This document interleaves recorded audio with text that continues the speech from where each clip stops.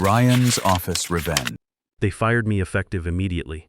The words came from across the polished conference table, delivered with the casual authority of someone accustomed to ending careers before lunch.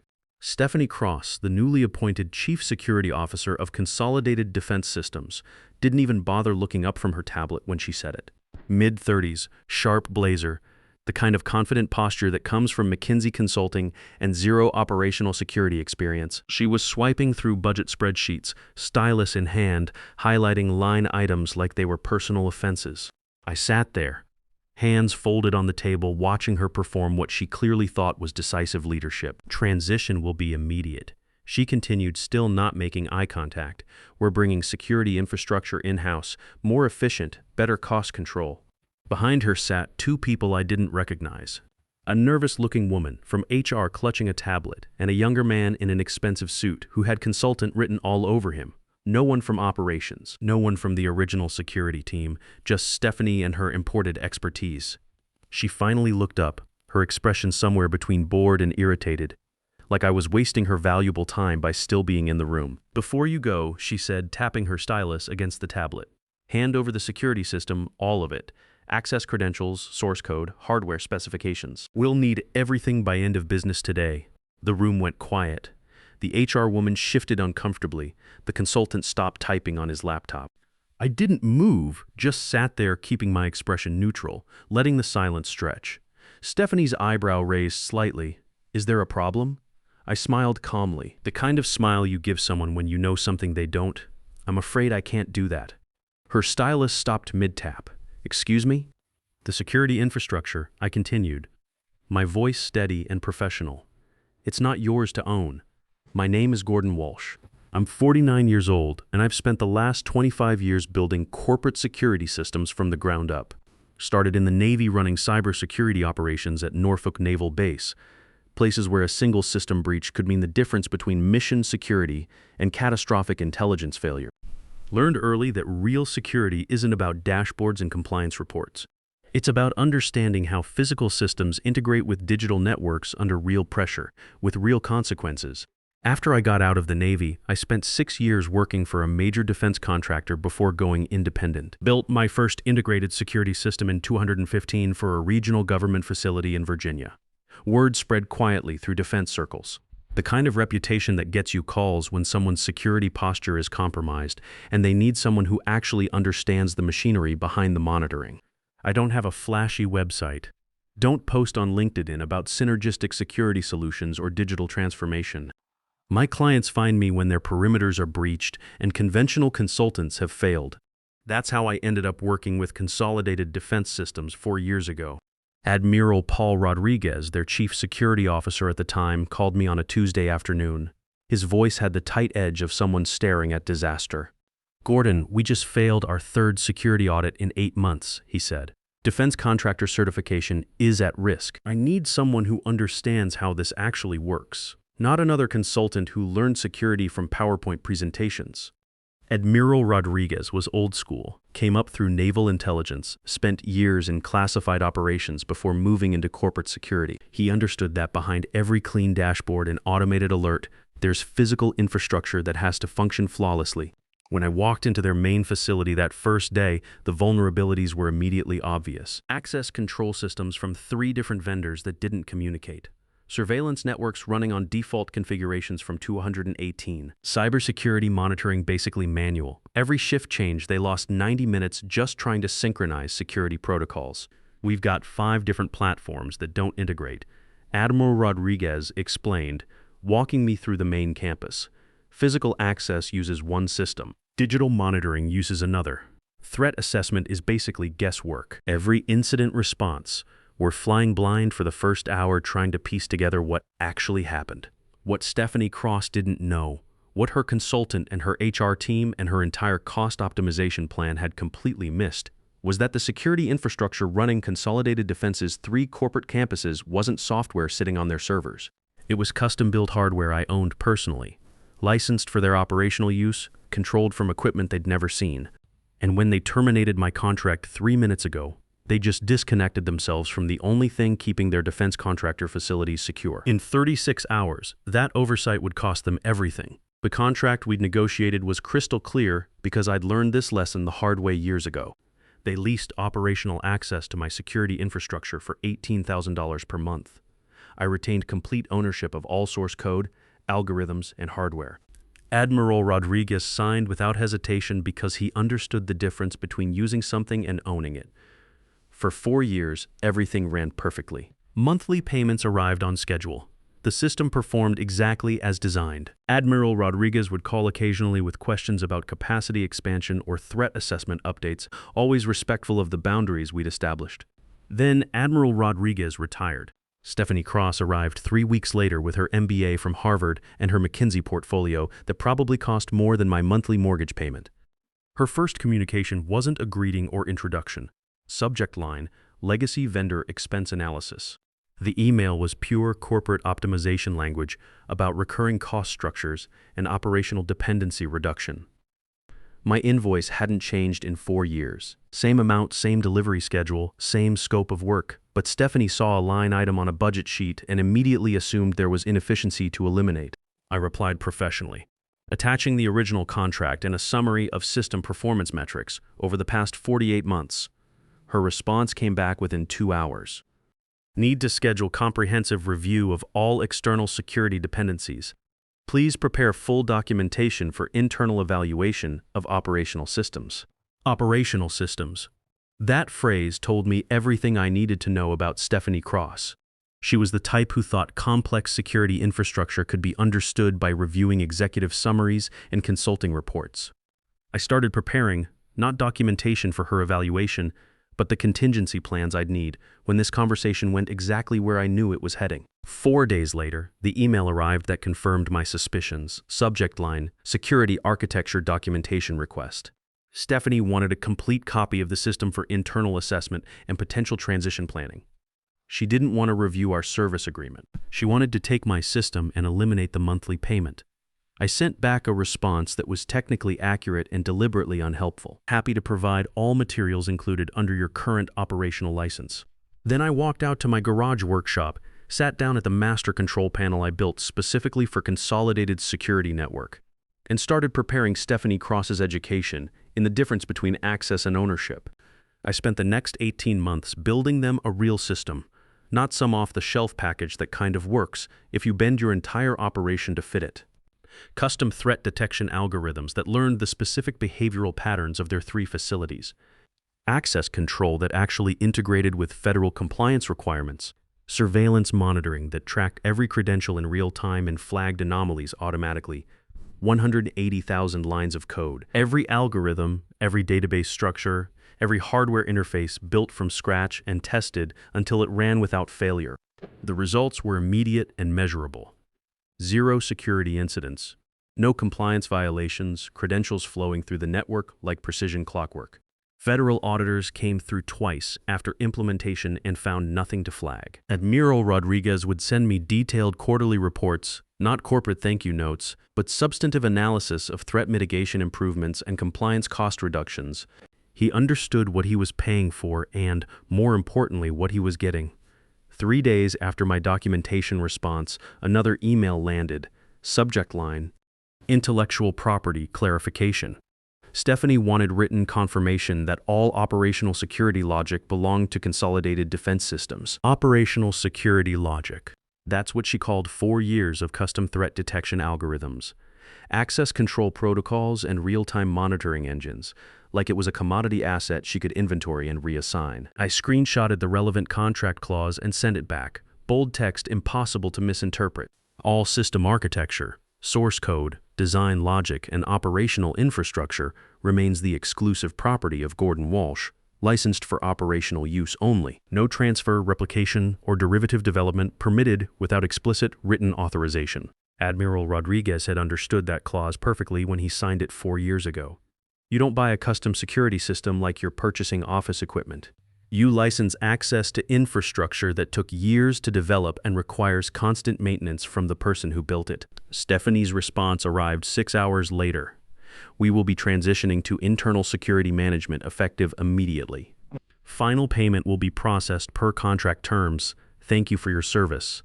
That was it. No discussion, no transition planning, no acknowledgement that she was about to disconnect the central nervous system of a 3-campus defense contractor operation. Just corporate speak for you're done and we're keeping your work. I sat at my desk for a long moment staring at that email. Then I walked out to my workshop. Inside that converted 2-car garage sat the physical control infrastructure I'd built specifically for Consolidated's network. Custom hardware interfaces with dedicated circuits for every major subsystem, access control, surveillance coordination, threat assessment, compliance monitoring, all of it flowing through boards I'd assembled and programmed by hand. Stephanie Cross had no idea that Control Panel existed. She thought the security system was software running on Consolidated servers. She was about to learn the difference between a user interface and actual operational control. 6 days after her termination email, a calendar invite appeared. Security Transition Meeting, Friday, 10 a.m. Eastern.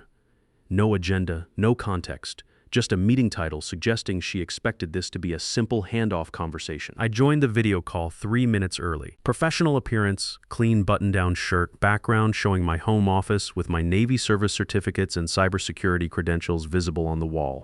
Stephanie logged in 2 minutes late, settling into her chair with the satisfied expression of someone who thinks they've solved a complex problem with simple cost-cutting. Ryan Foster from IT joined next, according to his screen name. Then a woman who looked fresh out of business school, tablet, ready for notes. Admiral Rodriguez was nowhere on the call, not surprising. He'd probably advised against this entire approach, and Stephanie had decided his operational experience wasn't relevant to modern business strategy. "Gordon, thanks for joining." Stephanie began, her tone suggesting this was routine administrative business. "We've made the decision to bring security management in-house. Appreciate all your work up to this point, but we're ready to assume direct operational control." Assume control. As if reviewing compliance reports was the same thing as running the underlying infrastructure. I kept my expression neutral. "You're terminating the license agreement, correct?" Stephanie said, leaning back like she expected praise for her decisive leadership. "We'll need complete handover of all system repositories, architectural documentation, and back-end credentials. Standard transition process." Ryan nodded along. The note-taker typed something into her tablet. They had this choreographed like routine vendor management. "You're not licensed to access the core infrastructure," I said calmly. "Your agreement covers operational use of system outputs. You never purchased ownership rights." Stephanie's confident smile faltered slightly. "We paid for development of this security system, Gordon. That makes it company intellectual property. This is standard business practice." "You paid for operational access to a functioning security network," I replied. "You never bought the underlying technology. That distinction is outlined explicitly in Section 7 of your contract." She glanced off camera, probably pulling up the contract on another screen. I waited while she scanned through language that Admiral Rodriguez had reviewed carefully with their legal team 4 years ago. "Look," she said, attempting to regain control. "We understand there might be some technical nuances here, but we're prepared to handle operations internally going forward. Just provide whatever documentation you have so we can maintain service continuity." "I'll provide everything you're legally entitled to receive," I said. Nothing more. The silence across the video call was sharp. Ryan looked uncomfortable. The note-taker stopped typing. Stephanie's jaw tightened as she realized this wasn't going to be the smooth asset transfer she'd planned. "That'll be fine," she said curtly, trying to end the call quickly. "We'll expect full delivery by close of business today." I didn't respond, just sat there looking directly into the camera while she fumbled with her mouse, clearly wanting to disconnect before I could complicate her timeline further. The screen went black. I closed my laptop. Stephanie Cross thought she understood cybersecurity because she could navigate software dashboards and review quarterly performance metrics. She had zero comprehension of the physical infrastructure, the custom hardware, the dedicated communication protocols, or the specialized knowledge required to keep it all functioning. She was about to get an expensive education. I walked out to my workshop and powered up the control panel. Every indicator showed green. Threat monitoring synchronized across 3 campuses. Access credentials updating in real time, surveillance networks flowing smoothly through the integrated framework. The entire consolidated defense security perimeter running exactly as I designed it. Then I started building Stephanie's transition package. Professional-looking documentation with clean diagrams and impressive technical language.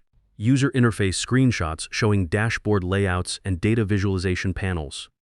Everything polished and official and completely useless without access to the underlying control systems. I spent 6 hours creating exactly the kind of deliverable Stephanie expected to receive. Visual materials that would make her think she'd gotten what she needed to operate independently. Interface mock-ups with animated displays. System diagrams showing logical flow of operations. All of it disconnected from actual infrastructure. By 5:30 p.m., I had a comprehensive package ready. I attached it to an email with a single line. System interface documentation provided per contract termination. Back-end infrastructure access not included per licensing agreement. I hit send and watched the message disappear into Consolidated's corporate email system, where Stephanie would soon discover the difference between owning a control panel and owning the engine. Then I walked back to my workshop, sat down at the master control console, and placed my hand on the primary power relay. The real education was about to begin. The next morning, I drove to Riverside Diner like it was any other Friday. Small place, downtown, good coffee, quiet corner booths where you could work without interruption. The owner, Betty, had been serving me the same order for 3 years. Black coffee, no cream, no sugar, wheat toast. She nodded when I walked in, poured the coffee without asking, and left me alone with my laptop. I opened the administrative console and brought up the main operations dashboard. Every indicator glowed green. Access control functioning smoothly across 87 synchronized entry points at 3 facilities. 1,847 active credentials receiving real-time authorization updates. Everything Stephanie Cross thought she now controlled was actually flowing through the custom hardware sitting in my garage workshop 12 minutes away. At 9:34 a.m., my phone buzzed with a text message from Stephanie. Having difficulty accessing root management interface. Please provide admin credentials immediately. I stared at the message for about 10 seconds, then deleted it without responding. At 9:41 a.m., I toggled the master relay switch. The map on my screen froze instantly. Every green indicator went gray. Real-time data feeds dropped to 0. Access synchronization stopped mid-cycle. The entire consolidated defense security network just stopped communicating. I took a slow sip of coffee and watched 4 years of perfect security coordination die in complete silence. The system didn't crash or throw error messages. I designed it to disconnect gracefully. No alarms, no warning indicators, no dramatic shutdown sequences. Just clean separation from all operational control. If someone tried to restart the user interface, it would load perfectly and display the last cached data, creating the illusion that everything was still working. But underneath, nothing was actually communicating with anything else. For the first 15 minutes, nothing appeared wrong to casual observation. Dashboard displays still showed green status indicators. Security supervisors looking at their screens would see normal access patterns and threat assessments. Guards already on duty would continue following their last received protocols, but no new data was flowing anywhere. I pulled up the security camera feeds I'd integrated into the monitoring system. At 9:58 a.m., I watched an employee badge swipe at building a fail-to-register authorization. The access control protocol was frozen, unable to process real-time credential validation. At 10:07 a.m., 2 employees with conflicting clearance levels both gained access to the same restricted area. According to their dashboard displays, both had valid authorizations for Lab 7 at the northern facility. The conflict prevention algorithm wasn't running. By 10:22 a.m., the ripple effects became visible across the network. Badge readers malfunctioning at 11 major checkpoints. Surveillance blind spots forming at facility entrances. Security schedules showing everything synchronized and operational, but ground reality telling a completely different story. I refreshed my email inbox. Nothing yet. They were probably still trying to figure out why the root management system wasn't responding to login attempts.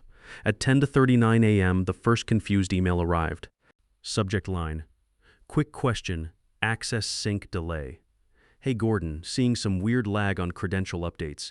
Can you take a look when you get a chance? Thanks, Corey Davison. Corey was one of their senior facility coordinators, former Air Force. Good instincts. He'd figure out what was happening eventually, but right now he was just seeing symptoms. I didn't respond. By 10:55 a.m., the emails were arriving every few minutes. Badge readers not refreshing. Surveillance gaps at Western Gate. Multiple personnel showing same clearance conflicts. Still polite, still assuming this was some kind of technical glitch that could be resolved with a quick phone call. At 11:08 a.m., my phone started ringing. Unknown number with consolidated area code. I let it go to voicemail. Then another call from a different number, then a third. The panic was beginning. I pulled up the system connection logs and watched failed authentication requests hammering uselessly against the demonstration package Stephanie's IT team was trying to operate as live infrastructure. Hundreds of failed handshake attempts, every request bouncing back empty because there was no actual system behind the interface. They were trying to run facility security using only a photograph of the control panel. By 11:43 a.m., the situation had deteriorated significantly. Access control failures at 19 major entry points across 3 facilities. Surveillance coverage conflicts at 23 different monitoring stations. Security protocols falling behind by an average of 78 minutes across the network.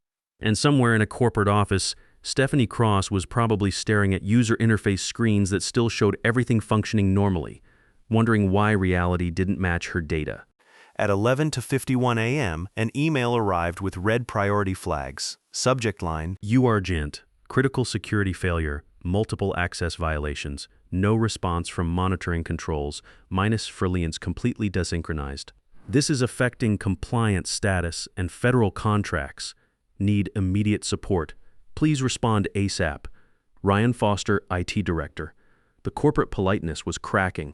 They were starting to understand this wasn't a minor technical issue. I closed the email without reading the rest and checked the impact calculator I'd built into my monitoring tools. Conservative estimate, 125,000 in daily losses from compliance violations, failed audits, and contractual breaches. Real number was probably higher once you factored in federal certification penalties and insurance claims. My phone buzzed with a text from Stephanie. Emergency situation. Call immediately. I deleted the message. At 12:14 p.m., the phone rang again. This time the caller ID showed Consolidated Defense Legal Department. I declined the call and watched it roll to voicemail. Then another call from a blocked number, declined. By 1 p.m., I had 67 missed calls and 34 unread voicemails. The 3-campus defense contractor operation was experiencing what the military would call a cascading systems failure. Nothing was coordinating with anything else. Security personnel were making access decisions based on stale information. Supervisors were issuing conflicting protocols. Facility managers were trying to manually assign clearance levels while their computers insisted everything was running smoothly. I opened a new document on my laptop and started typing. Emergency System Restoration Proposal, terms payment due via wire transfer before reactivation rate, 90,000 lump sum for immediate restoration service, duration, 72-hour emergency window, conditions, full acknowledgement of service terms and intellectual property ownership. I attached the document to an email addressed to Stephanie Cross, legal counsel, and the operations director. Subject line, emergency restoration services available. Then I hit send and ordered another cup of coffee. The education phase was complete. Now came the negotiation. At 1:31 p.m., the calendar invite arrived. Emergency conference call 2:00 p.m. Eastern. Immediate response required. No polite language, no corporate pleasantries, just panic in capital letters. I joined the call at 1:57 p.m. Professional appearance, calm demeanor, sitting in my home office with my Navy service certificates visible in the background. The screen filled with stressed executives in various stages of crisis management. Ashley Cooper, some kind of senior legal counsel, joined first. Sleeves rolled up, the expression of a woman who'd spent the last 3 hours in emergency meetings. Then came more attorneys, one taking rapid notes, the other reviewing documents on a second monitor. Corey Davidson, the facility coordinator I'd worked with during original implementation, appeared next. Former military like me, understood systems thinking. He looked exhausted, but unsurprised, like he'd been expecting this conversation for weeks. Stephanie Cross was already in the call when I connected, positioned in a small window at the bottom of the screen. Muted microphone, tight body language that suggested she'd been removed from leadership of her own crisis. Nobody said hello. Ashley cleared her throat and launched straight into damage control. Gordon, appreciate you joining on short notice. We're dealing with what appears to be a significant operational disruption. Our entire security network is essentially paralyzed, and we need to understand our options for immediate restoration. I nodded once. Your service agreement was terminated yesterday. If you want operational access restored, the terms are outlined in my emergency proposal. One of the attorneys leaned into her camera. Gordon, we've reviewed your proposal. Some of the financial terms seem disproportionate given the circumstances. Emergency response pricing, I replied. Standard practice when critical infrastructure fails during business hours. Corey Davidson spoke up, his voice tight with controlled stress. Gordon, we've got 3 facilities completely offline. Security breaches accumulating across all campuses, federal compliance violations by the hour. Our defense contracts are already under review. He glanced at something off-screen. 2 major clients have called threatening contract termination if we don't restore normal security posture by Monday morning. Ashley jumped back in. Look, we understand there may have been some miscommunication during the transition process, but we need to focus on solutions here. Can we discuss modification of the emergency terms? No, the single word hung in the digital space. No explanation, no negotiation, no corporate back and forth, just a simple statement of fact. Stephanie finally unmuted her microphone.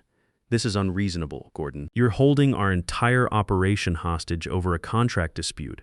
I looked directly into the camera. You terminated my services and demanded handover of infrastructure you never purchased. I provided exactly what your contract entitled you to receive. Nothing more, nothing less. She started to respond, but Ashley cut her off with a sharp look. One of the attorneys tried a different approach. Would you consider a modified payment structure? Perhaps installments over a specified period. Wire transfer only, full payment before reactivation. Corey leaned forward. Gordon, what's the timeline for restoration once payment clears? 45 minutes, I said. System comes back online immediately after I confirm funds transfer. Ashley looked at her legal team, then back at the camera. We need 15 minutes to discuss internally. Can you hold? I nodded. I'll be here. They clicked into a breakout room, leaving me alone on the call with Stephanie's muted video square. She stared at the camera like she wanted to say something. Didn't. I took a sip of coffee and checked my email. The emergency proposal had been forwarded to at least 15 different people in their organization. Finance department, legal department, operations, risk management, even their federal liaison officer. Everyone trying to understand how a routine vendor termination had turned into a company-threatening crisis. 12 minutes later, they returned to the main call. Ashley's expression had shifted from desperation to resignation. Legal is initiating the wire transfer now, should complete within 60 minutes. Let me know when it hits my account, I said. 54 minutes later, my banking app chimed with an incoming transfer notification. Payment confirmed, amount correct, no complications. I walked out to my workshop, sat down at the master control panel, and flipped the relay switch back to active position. Every screen in my garage lit up with green indicators. Access control reconnecting in sequence, threat assessments resuming, surveillance networks updating in real time, credential authorization coming back online. The 3-campus defense contractor security perimeter came back to life like someone had just restarted the circulatory system of a major federal operation. I returned to the video call where everyone was still waiting. System is operational, I announced. All services restored. Ashley nodded. We appreciate the rapid response. I didn't do this rapidly. I said evenly. I did this according to the terms you agreed to. Nobody responded. Stephanie's camera was still on, but she hadn't said a word since her hostage comment. I left the call without ceremony. Protect what you create before you're forced to defend it. Read every contract, understand every clause. Know the difference between licensing access and surrendering ownership. When someone tries to take what's yours, don't get angry, don't get loud. Just smile calmly and say, I'm afraid I can't do that. It's not yours to own. Then watch them learn the difference between confidence and control.